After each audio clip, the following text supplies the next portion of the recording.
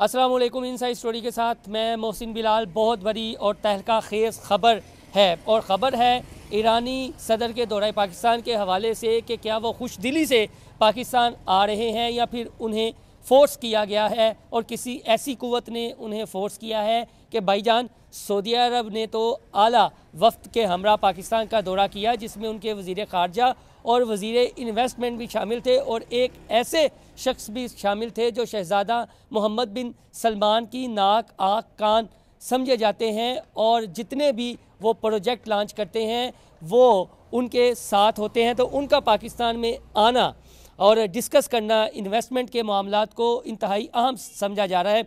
तो ईरानी सदर के दौरे पाकिस्तान के पाकिस्तान की मैशत पर और इस खित्ते की सियासत पर क्या असरात मरतब होंगे, इसराइल और ईरान का तनाव जो बढ़ रहा है, कम हो रहा है, बढ़ रहा है, कम हो रहा है, उसके हवाले से ये दौरा कितना अहम है। और सबसे अहम ख़बर कि जरदारी साहब, नवाज शरीफ और शहबाज शरीफ कहाँ जा रहे हैं जब सऊदी अरब का वफ्द और ईरानी सदर यहाँ पर आ रहे हैं, तो इसके बाद वो कहाँ पर जा रहे हैं, ये बहुत बड़ी ख़बर है। तो मेरे साथ पाकिस्तान की मैशत के हवाले से सहाफ़त का बहुत बड़ा नाम जवाद रिजवी मौजूद हैं, तो इनसे ये ख़बर जानने की और तज़िया लेने की कोशिश करते हैं। जवाद भाई बहुत शुक्रिया। मैं डायरेक्ट आऊँगा ईरानी सदर का पाकिस्तान का ये जो दौरा है मैशत पर और खित्ते की सूरत पर क्या असरात मरतब होने हैं। सबसे पहले बात यह है कि सिचुएशन जो है ना इस वक्त रीजन की बड़ी तेज़ी से बदल रही है और सिचुएशन के अंदर जो दौरा है ईरानी सदर का वो पाकिस्तान के लिए और पूरे इस रीजन के लिए और इवन ग्लोबल ट्रेंड में बहुत अहमियत का इख्तियार कर गया है। उसकी वजह इसको इस तरीके से देख लें कि जो ईरान और इसराइल की लव अफेयर है, मैं इसको लव अफेयर कहता हूँ कि इसराइल मारता है, ईरानी जनरल तक को मार देता है और उसके क्या नाम है रिटेलिएशन में जब वो उस पर अटैक करता है ईरान इसराइल पे तो कोई कुछ नहीं नुकसान होता। वीज़ा वाइज जब उनकी दमिश्क में मारता है लोगों को आके एम्बेसी पे ईरान की, तो उसके बावजूद भी कुछ क्या नाम है जब ईरान हमला करता है उससे पहले परमिशन ली जाती है, बताया जाता है, स्टेटमेंट्स आती हैं कि हम हमला करने लगे, ये होने लगा, लेकिन उसमें कोई किसी किस्म का ईरान का नुकसान नहीं होता। उसके बाद इस्फहान पे हमला होता है, उसमें भी ईरान का कोई नुकसान नहीं हुआ। तो ये एक वो टैक्टिस थी कि दुनिया को ये दिखाया जाता है कि ईरान जो है ना सिर्फ वही इसराइल को काउंटर कर सकता है, क्योंकि बाकी अरब जो हैं वो क्या नाम है इसराइल के साथी हैं, तो इसलिए वो कुछ कर नहीं सकते। तो वो उस पर हमला करवाते हैं, उसका हमला करते हैं, एक जिसे कहते हैं जिन खड़ा किया हुआ है। लेकिन आज तक आपने देखा होगा कि ईरान ने कुछ नहीं। फिर कौन करवा रहा है? हाँ, दौरा ये करवा रहा है, ये इसकी तरफ हम आते हैं। इस दौरे के आने से पहले आप एक चीज़ देखें कि ईरान पाकिस्तान को क्या दे सकता है। ईरान पाकिस्तान को सिर्फ गैस दे सकता है। ईरान पाकिस्तान गैस पाइपलाइन जो है वो ईरान ने पाकिस्तान की सरहद तक पहुंचा दी हुई है, लेकिन वो आगे काम नहीं हो रहा। जो आगे काम नहीं हो रहा उसको रोकने के हमेशा से जिम्मेदारी जिम्मेदार है वो अमेरिका पाकिस्तान को कभी भी ईरान पाकिस्तान गैस पाइपलाइन को मुकम्मल करने की इजाज़त नहीं देता। वो उसके ऊपर धमकी लगाता है कि सैंक्शन लगा देंगे, क्योंकि ईरान के ऊपर सैंक्शन हैं, तो वो उसको पाकिस्तान को थ्रेट कर देता है सैंक्शन लगाने की। लेकिन इंडिया जो ईरान से बार्टर ट्रेड में या वैसे सस्ता तेल लेता रहता है, इंडिया को अमेरिका कुछ नहीं कहता, वो चलता रहता है। अब ये सारा सिनेरियो अगर हम इसको देखें, थोड़ा सा खोलें, तो चाइना, पाकिस्तान, रशिया एक ब्लॉक है जिसके बीच में ईरान भी पड़ता है।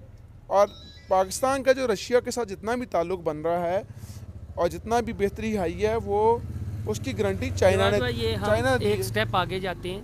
पहले ये हमें बता दें कि दौरा खुश दिली से है या पीछे कोई नहीं, जो अभी तक है मुहरक़ात हैं, अगर हम मुहरक़ात को देखें तो ये नहीं लगता कि ईरान खुद अपनी मर्ज़ी से आया है। ईरान की अपनी क्या मर्ज़ी, ईरान दे क्या सकता है। ईरान को भेजने वाले कौन है, ये एक अहम सवाल है। ईरान को भेजने वाला अमेरिका है।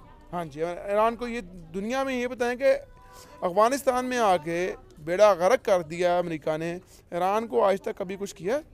यार आप कह रहे हैं कि ईरान को यहाँ पर भेजने वाला ईरानी सदर को अमेरिका है, ये खबर है आपकी? तजिया ये मेरा तजिया समझ लें। मैं तो जो एनालिसिस आज तक 70 साल के अगर उठा के देख लें ईरान के जो क्या नाम है ईरानी इनकलाब के बाद इसराइल और ईरान का तनाव बढ़ता है तो अमेरिका और यूके इसराइल की पुष्ट के पीछे करते हैं। लेकिन ईरान का नुकसान देखें, जब इसराइल और ईरान का तनाव बढ़ता है तो नुकसान सिर्फ थोड़ा बहुत ईरान का होता है, ठीक है, लेकिन इसराइल का कोई नुकसान नहीं जब ईरान रिटेलिएट करता है। और एक चीज़ देखिएगा, जो रब्बी यहूदी हैं जिसे कट्टर यहूदी कहते हैं, वो इसराइल के बाद दुनिया में किस खिते में पाए जाते हैं, अगर आप उसको देखेंगे तो आपकी आंखें खुली रह जाएंगी कि वो कहाँ पे मौजूद है। तो ये इकॉनमी पे क्या असरात होंगे? इकॉनमी पे असरात मैं आपसे ये कह रहा हूँ कि ईरान पाकिस्तान को क्या दे सकता है। ईरान पाकिस्तान को गैस पाइपलाइन बस दे सकता है, वो भी अमेरिका की मर्जी से।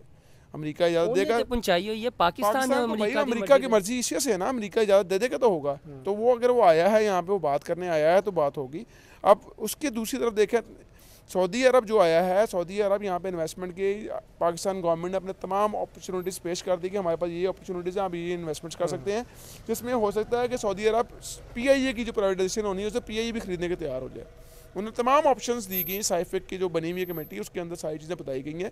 सऊदीया ने अपने इंटेंट शो की हैं, और सऊदीया ने सिर्फ इंटेंट नहीं शो की, सऊदीया वो है जिसने सबसे पहले पाकिस्तान के लिए एक एक्ट किया है कि उसने $1 अरब जो उसने रिजर्व रखे हुए थे उसको तो... $1 अरब को $3 अरब किया है। चाइना ने अभी तक कुछ नहीं दिया, रशिया ने कुछ नहीं दिया, बातें हुई हैं, सऊदी अरब ने दे दिया है।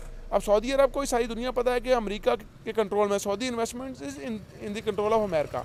तो क्या सऊदी अरब का जो वज़ीर ख़ारजा आए अपना पूरा एक बड़ा डेलीगेशन लेके, जिसमें इन्वेस्टमेंट मिनिस्टर भी थे उनकी, और जो सरदार सलमान के ऐसे दस्ते राज जिसकी मर्ज़ी के बगैर कोई काम नहीं होता, वो भी उसके अंदर शामिल थे।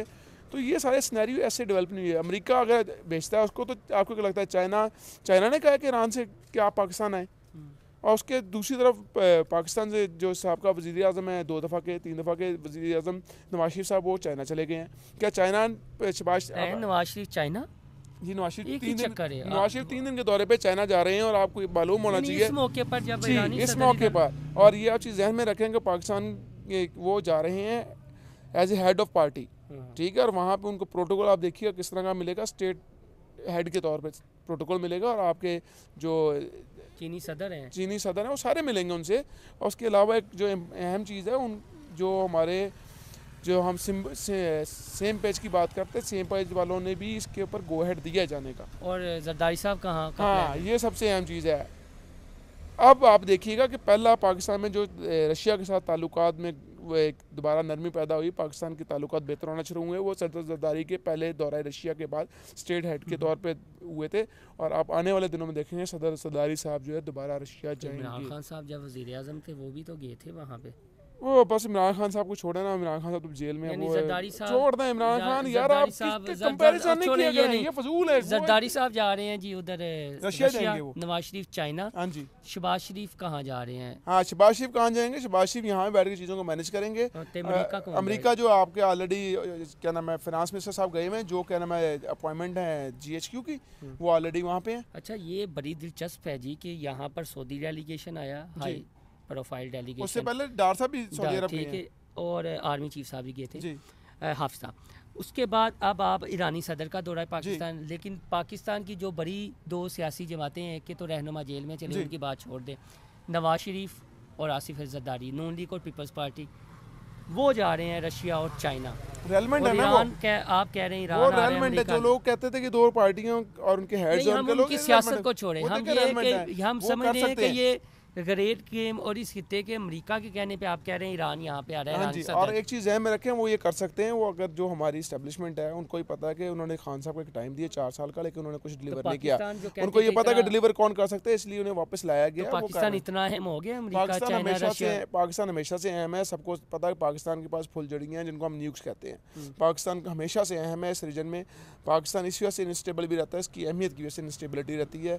ये स्टेबल हो गया तो बहुत से लोगों को आंखें दिखाएगा, तो इसलिए इंस्टेबल रखते हैं, इसकी इकॉनमी को इंस्टेबल रखते हैं। यहाँ पे पाकिस्तान क्या नाम सबसे बड़ी दुनिया की जंग जो है सोवियत वार लड़ी भी है, और दूसरा वार ऑन टेरर पाकिस्तान ने लड़ी है। पाकिस्तान का इंफ्रास्ट्रक्चर तबाह कर दिया अमेरिकियों ने पकड़ के। चलिए, हम आपको कल और परसों भी जहमत देंगे। वजह यह है कि इस दौरे को ज़ाहिर है इंटरनेशनल में भी डिस्कस होना है, पाकिस्तान के मीडिया पे भी डिस्कस होना है। India, China, Russia, America, UK, Israel, सारे दुनिया के बड़े जो ममालिक हैं उनके मीडिया पर बहुत है डिस्कस होना है। टाइमिंग बहुत अहम है ईरानी सदर का आना, और उन्होंने नवाज शरीफ का चाइना जाना, नवाज शरीफ का चाइना जाना बहुत अहम है जी।